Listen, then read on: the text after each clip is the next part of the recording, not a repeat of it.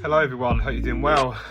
It's Elliott. Before I begin this video and you'd like to use OCD Recovery's coaching services, please reach out to Phil and he will get back to you as quick as he can. So today guys, I just wanted to speak about my journey with some chronic illnesses and issues and OCD, and just to really help paint that picture, to really sort of help you guys if you're going through anything like that at the moment, because with OCD it's hard enough as it is, right? When you're constantly anxious and the anxiety's pounding away, and then you have the added burden of perhaps another another chronic condition on top of that, whether it's like a structural issue or like a non-structural issue, like a bacterial issue or a fungal issue, something like that. And it can be very demoralizing. It can really add another layer to fear, fear of being stuck forever. It can almost give the why me again. How can I have something as uncomfortable as OCD and yet still be given another burden on top of this? Why me? What did I do to deserve that?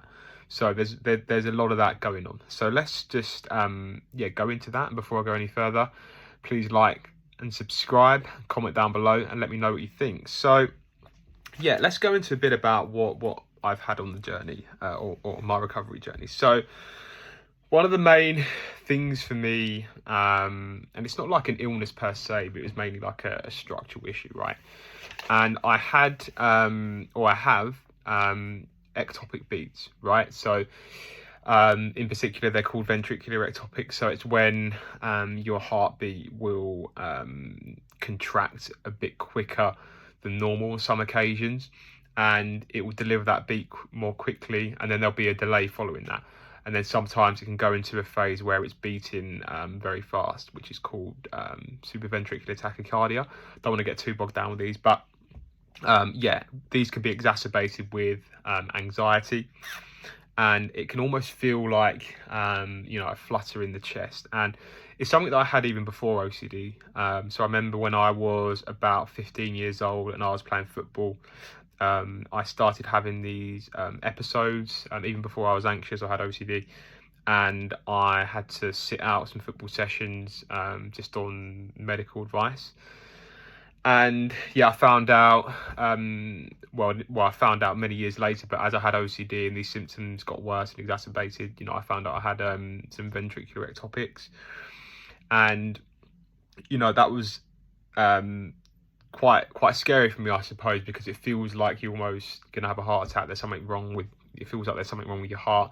I remember they got really, really bad for me, and I had to stay in hospital overnight, and it was almost like every second or third beat I was having an ectopic beat, and really, really out of whack.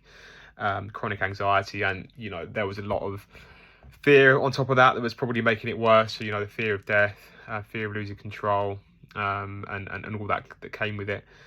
So that didn't really improve until I got better, and even now that I'm better, I still do get the odd ectopic beats and tachycardia, just because they're not necessarily just from anxiety. There can be other reasons as to why you might have a structural issue. It's not always just anxiety. Of course, anxiety can exacerbate them, but it's not always just point blank anxiety, right? So that was very uncomfortable to me. And if you're experiencing something like that, then by all means go and get it checked, all right? And of course, we have to think with the OCD hat on as well. We have to think we do have a doubting disorder as well, so we do need to bear in mind that as we do these things, we could sort of slope down into the compulsive path, just to get that certainty. But again, if you are having symptoms of that nature, then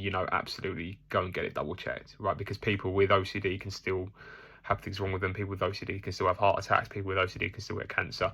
But again, we have to think with the OCD brain on, if I do check this, what are the ramifications of me down the line?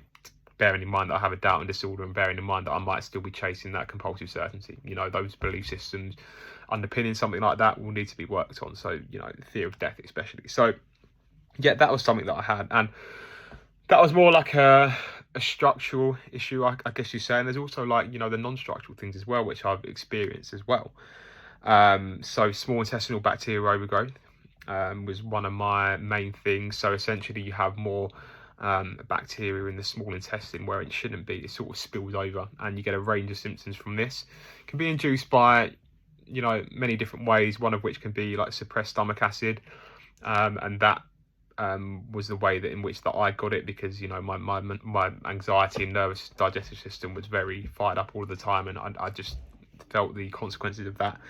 And what happens is you get like bloating, abdominal pains, brain fog, libido goes down, you have some intolerances to food. So yeah, again, I had to find a way to adjust and adapt to that. And it wasn't, of course, the belief systems here would have helped, you know, decatastrophizing how bad it was to live with SIBO, decatastrophizing how you know, how bad it was, and, you know, unconditional life acceptance, saying, you know, why shouldn't I experience this? But again, there is always going to be, or not always, but there is also going to be a health element to that, rather than it just being belief works, in my view anyway, right? So I had to take some supplements for that, and I had to make some dietary changes, so reducing alcohol, reducing breads and grains, and reducing sweets, like sweet sugars as well. And you know, someone would be, or, you know, thinking with the OCD hat on as well, that could obviously become compulsive, especially if you've got, you know, a body dysmorphia, or you're trying to lose weight and trying to stay lean in order to accept yourself. So again, we do have to think with the OCD hat on when we do these things, when we have a chronic illness. But having said that, you know, we do need to prioritize the health sometimes, and there's nothing inherently wrong with doing that. And it's always best to get a diagnosis for these things as well. So, you know, rather than just throwing random supplements at it, or just guessing, it's best to get that professional, you know, that diagnosis, and then you can have that plan of attack. Because, of course, even though you do, like I said, it just because you've got OCD, it doesn't necessarily mean that you can't make health improvements or health changes for a particular condition. But having said that, you know, you do have to also remember that you do have OCD, and, you know, if we can get down into the compulsive and slippery slope. So you do have to just be aware of that, if that makes sense. So yeah, it's something I had to live with.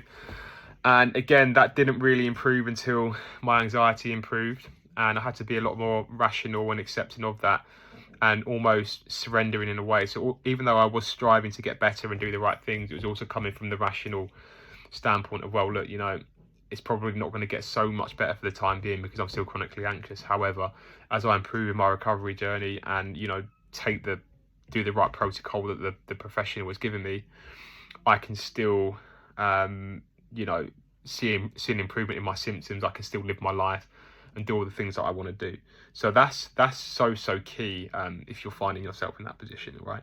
And then other things too. So, you know, sinusitis, I had constant mucus, like blockages up here, just under my eye and my nose. You know, I felt very heavy, quite uncomfortable as well. You know, constantly sort of blowing in and out like that.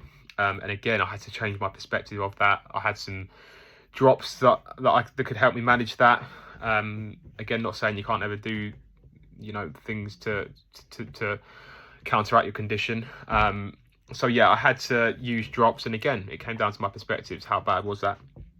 And yeah, another thing I had as well was acid reflux, right? So again, just from being anxious over a long period of time, I'd get a trigger, and I could almost feel like that sort of bitter taste of stomach acid come up the esophagus, and I had a bit of irritation there, which again I had to change my perspectives on over time, and add one or two things into the diet. So aloe vera is especially good for that.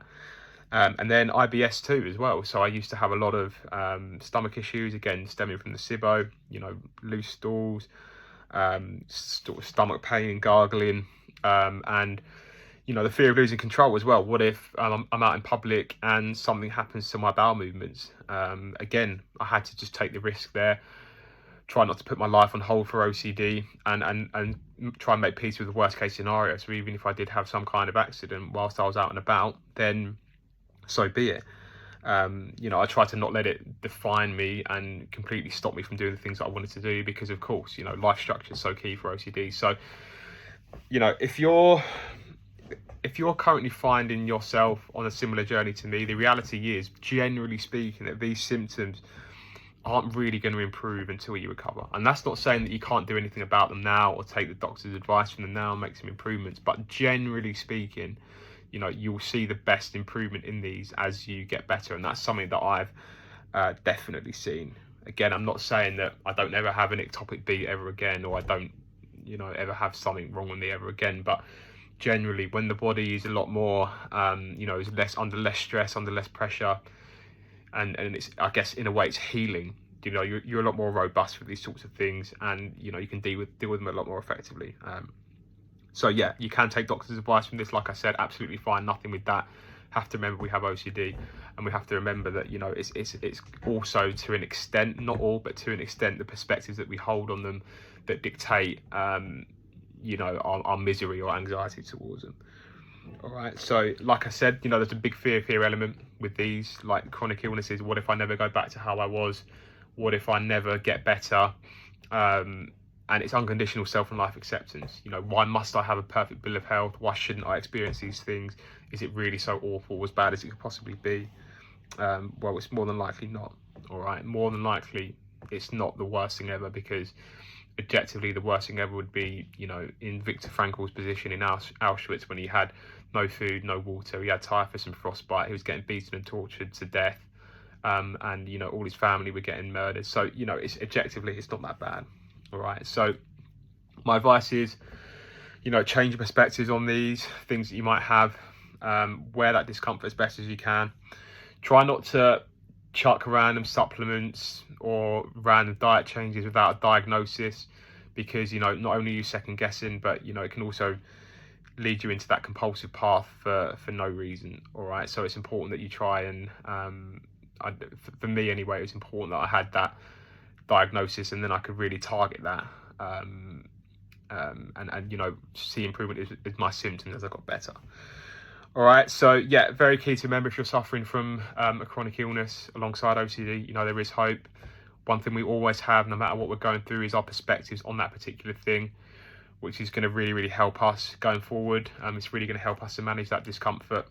But again, you know, there are going to be times in lives, because people with OCD can still get sick, people with OCD can still have heart troubles, people with OCD can still experience these things, you know, with or without anxiety, with or without it being there. So yeah, important to remember. And you know, this is something that I can provide some good advice on to you going forward if you're interested. So yeah, as I said, please reach out to phil@ocdrecovery.com if you're interested in coaching sessions. And yeah, thanks very much, guys, and I'll see you on the next video.